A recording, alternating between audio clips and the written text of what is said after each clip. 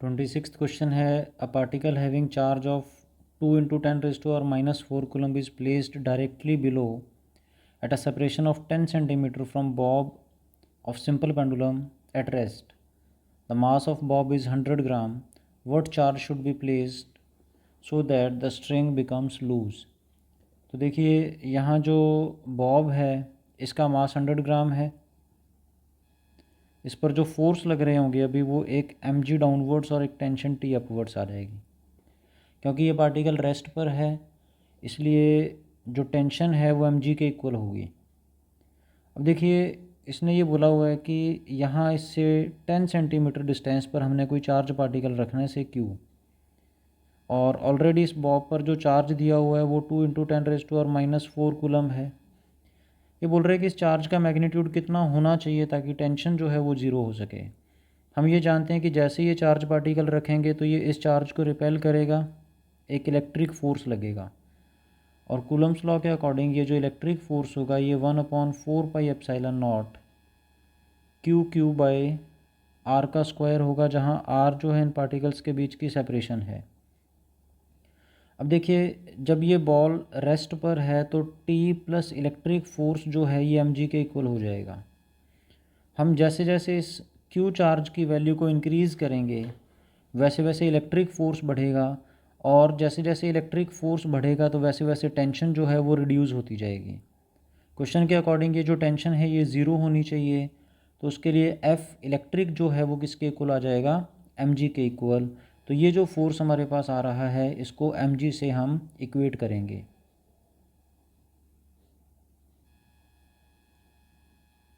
Nine into 10⁻⁹ into 2 × 10⁻⁻4 Q की value हमें calculate करनी है। सेपरेशन बिटवीन चार्जेस 10 सेंटीमीटर है तो उसको 10⁻⁻1 मीटर लिखेंगे। तो K/Q1 Q2/r² equals to mg। मास जो है बॉब का वो 100 ग्राम है, किलोग्राम में देखेंगे तो ये 1/10 kg आ जाएगा। g की वैल्यू 9.8 पुट करेंगे तो हम q को लिख सकते हैं, देखिए 9.8 into 10⁻⁻2 over 10 into 9 into 10⁻9 into 2 into 10⁻⁻4। तो जैसे हम ये वैल्यूज़ कैलकुलेट करेंगे q की वैल्यू हमारे पास आ जाएगी 5.44 into 10⁻⁻9 coulomb. Two particles A and B having charge q and 2q respectively are placed on a smooth table with separation d. A third particle C is to be clamped on the table in such a way that particles A and B remain at rest on the table under electrical forces. What should be the charge on C and where should it be clamped? तो इसमें हमें देखना है कि third particle जो है हम कहाँ पर रखें ताकि ये दोनों पार्टिकल्स इक्विलिब्रियम पर रह सकें। देखिए जो इनिशियल कंडीशन उसमें ये है कि ये दोनों पार्टिकल्स आपस में डी सेपरेशन पर हैं, एक पर चार्ज Q और एक पर 2Q चार्ज है। अगर ये दोनों पार्टिकल यहाँ रेस्ट पर हम रिलीज़ करेंगे तो एक दूसरे को रिपेल करेंगे, जिस वजह से ये इक्विलिब्रियम पर नहीं रह सकते। तो इनको इक्विलिब्रियम पर रखने के लिए हमें थर्ड पार्टिकल यूज़ करना पड़ेगा। वो जो थर्ड चार्ज पार्टिकल है, एक तो हमें उसका नेचर डिसाइड करना है कैसा है, पॉजिटिव है या नेगेटिव है, और दूसरा उसकी पोजीशन डिसाइड करनी है। तो सपोज़ हम उस चार्ज पार्टिकल को ए के लेफ़्ट में कहीं फ़िक्स करते हैं और मान लेते हैं कि उस पर जो चार्ज है वो पॉजिटिव है। तो अगर सी पार्टिकल पर चार्ज पॉजिटिव हुआ तो मे बी ए जो है वो इक्विलिब्रियम पर रह सकता है, क्योंकि सी उसको रिपेल करेगा as well as B repel करेगा, तो उस पर नेट फोर्स जीरो हो सकता है। बट इस कंडीशन में बी जो है वो इक्विलिब्रियम पर नहीं रहेगा, बिकॉज दोनों पार्टिकल्स इस पर सेम डायरेक्शन में रिपल्सिव फोर्स लगाएंगे, तो ये वाली सिचुएशन पॉसिबल नहीं है। अच्छा, अब हम ये देख लेते हैं कि अगर सी का जो चार्ज है वो नेगेटिव हो जाता तो क्या होता।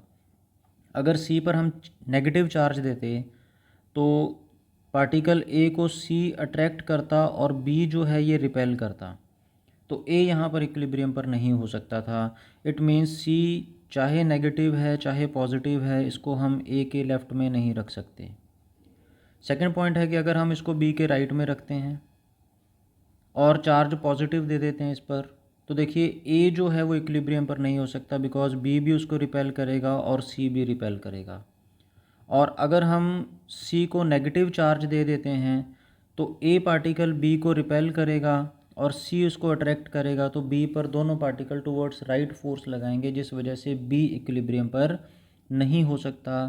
तो ये चीज़ हमें क्लियर हो जाती है कि सी पार्टिकल जो है इसको हम ए और बी के बीच में ही रखेंगे, ए के लेफ़्ट में नहीं हो सकता और बी के राइट में ये नहीं हो सकता।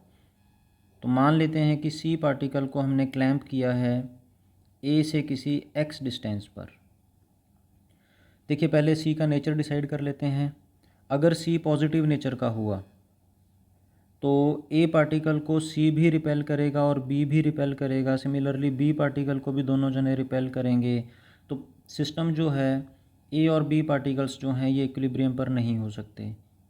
इट मीन्स सी जो है इसको नेगेटिव नेचर का होना पड़ेगा, ताकि ए पार्टिकल को जब बी किसी फोर्स F1 से रिपेल कर रहा है तो सी उसको किसी F2 से अट्रैक्ट करे और ए इक्विलिब्रियम पर रह जाए। उसके लिए F1 जो है वो F2 के इक्वल होना चाहिए।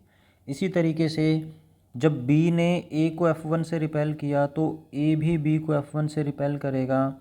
उसको इक्विलिब्रियम पर रखने के लिए सी उस पर कोई F3 फोर्स एक्सर्ट कर दे, तो सी का जो नेचर आ जाएगा वो नेगेटिव होना चाहिए। और मान लेते हैं कि जो इस पर अमाउंट ऑफ चार्ज है वो क्यू है। तो अपना एम यही है कि एक्स कितना है और क्यू कितना है वो कैलकुलेट करना है। तो ए और बी दोनों पार्टिकल्स पर हम इक्विलिब्रियम की कंडीशन अप्लाई करते हैं। देखिए ए पार्टिकल जो है इसको इक्विलिब्रियम पर रहना है, तो इस पर लगने वाले जो फोर्सेस F1 और F2 हैं मैग्नीट्यूड वाइज ये इक्वल होने चाहिए। F1 जो आएगा ये होगा 1/4πε0 Q1 Q2 over D square, और F2 आ जाएगा 1/4πε0 Q1 Q2। मैं C का सिर्फ अमाउंट ऑफ चार्ज लिख रहा हूँ, नेचर मुझे पता है नेगेटिव हो जाएगा, upon x square. 1/4πε0 cancel out हो जाएगा, एक Q कैंसिल आउट हो जाएगा, तो हमारे पास बचेगा 2Q/d square equals to Q over x square. इसको हम ले लेते हैं इक्वेशन नंबर 1। अब देखिए बी पार्टिकल जो है ये भी इक्विलिब्रियम पर है, तो इस पर जो फोर्सेस लग रहे हैं F1 एंड F3 ये मैग्नीट्यूड वाइज इक्वल होने चाहिए। F1 है 1/4πε0 Q1 Q2 over D square, and F3 हो जाएगा 1/4πε0 Q1 Q2 over d minus x square. Again 1/4πε0 cancel out हो जाएगा, 2Q कैंसिल आउट हो जाएगा, तो हमारे पास बचेगा Q/d square equals to capital Q over d minus x square. Equation number 1 और इक्वेशन नंबर 2 का यूज़ कर लें। तो Q/d स्क्वायर की वैल्यू मैं सेकंड से फर्स्ट में पुट कर रहा हूँ, तो ये आ जाएगा 2Q over d minus x square equals to Q/x square. Q cancel out हो रहा है यहाँ से, और दोनों साइड स्क्वायर रूट लेंगे तो ये वैल्यू आ जाएगी √2 over d minus x equals to 1/x। देखिए इसको लिखा जा सकता है x√2 equals to d minus x, या फिर हम x को लिख सकते हैं d ओवर √2 + 1। देखिए इस एक्सप्रेशन को √2 -1 से मल्टीप्लाई और डिवाइड करें तो हमारे पास x की वैल्यू आ जाएगी √2 - 1 इंटू डी। अब x की इस वैल्यू का हम यूज़ करते हुए कैपिटल Q चार्ज जो C पर आ रहा है वो कैलकुलेट कर रहे हैं। तो इक्वेशन नंबर 1 में हम x की वैल्यू को यूज़ कर सकते हैं। यूजिंग इक्वेशन 1 जो Q आ जाएगा ये होगा 2Q x square by D square, और देखिए x/d की वैल्यू मैं यहाँ से यूज़ कर लूँ तो Q आ जाएगा 2Q ओवर x/d हो जाएगा 1/√2+1 और इसका स्क्वायर करना है। तो सॉल्व करते हैं तो ये आ जाएगा 2q/3 + 2√2। इस एक्सप्रेशन को अगर 3 - 2√2 से मल्टीप्लाई और डिवाइड करें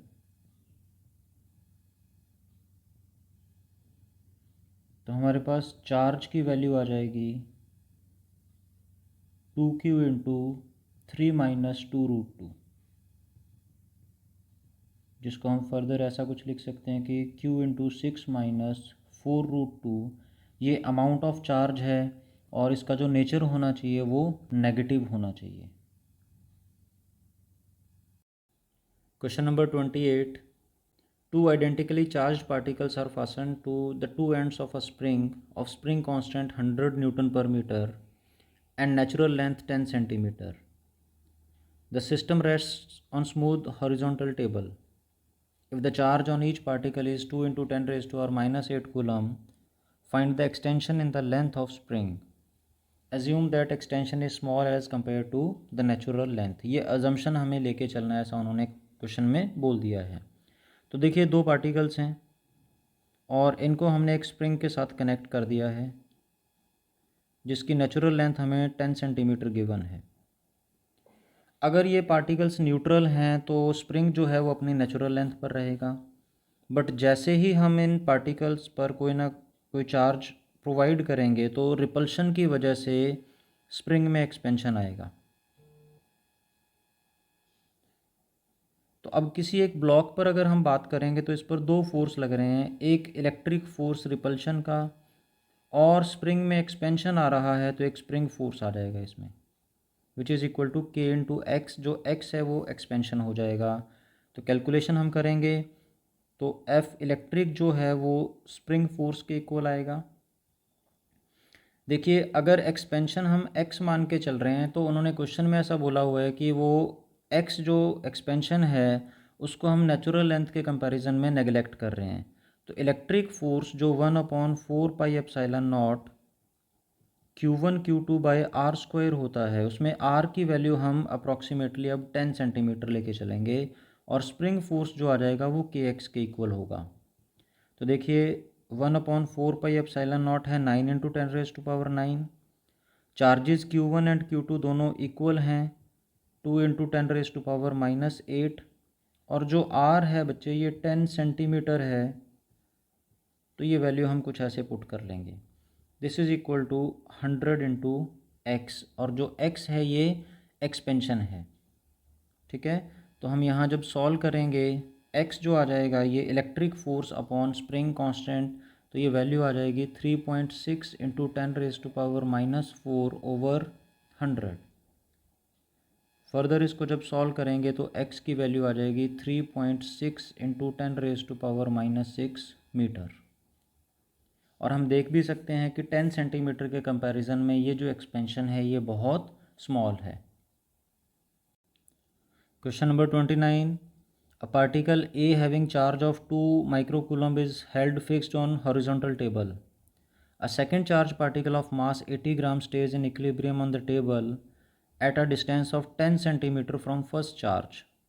Coefficient of friction between the table and second particle is √2. Find the range within which the charge of second particle may lie. देखिए जो कंडीशन दे रखी है वो ये है कि एक रफ टेबल है, इस पर हमने चार्ज पार्टिकल A को क्लैंप किया हुआ है, दूसरा जो पार्टिकल B है वो यहाँ कहीं है और उसका चार्ज Q है जो हमें कैलकुलेट करना है। A पार्टिकल पर जो चार्ज है वो 2 × 10⁻⁻6 कूलम दिया हुआ है। देखिए B पर जो चार्ज है वो कितना हो सकता है जिसके लिए इक्विलिब्रियम पर रहे। अगर ये चार्ज पॉजिटिव होगा तो A और B में एक रिपल्शन फोर्स आ जाएगा, इलेक्ट्रिक फोर्स, जिस वजह से चार्ज B जो है वो इससे दूर जाने की कोशिश करेगा, तो उसको रोकने के लिए फ्रिक्शन आ जाएगा पीछे की तरफ। अब जो इलेक्ट्रिक फोर्स है ये 1/4πε0 Q1 Q2/r² हो जाएगा। r हम इन दोनों के बीच के सेपरेशन को बोल रहे हैं। जैसे जैसे इस स्मॉल क्यू का जो मैग्नीट्यूड है वो इंक्रीज़ होता जाएगा तो इलेक्ट्रिक फोर्स इंक्रीज़ होगा, और क्योंकि ये इक्विलिब्रियम पर है इसलिए इलेक्ट्रिक फोर्स फ्रिक्शन के इक्वल है।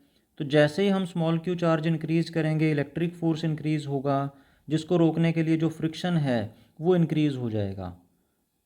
अब फ्रिक्शन पर एक लिमिट होती है कि एक पर्टिकुलर वैल्यू से ज़्यादा एक्ट नहीं कर सकता, तो हमने चार्ज क्यू की वो मैक्सिमम वैल्यू ले लेनी है जहाँ पर ये फ्रिक्शन जो है वो मैक्सिमम एक्ट कर जाए।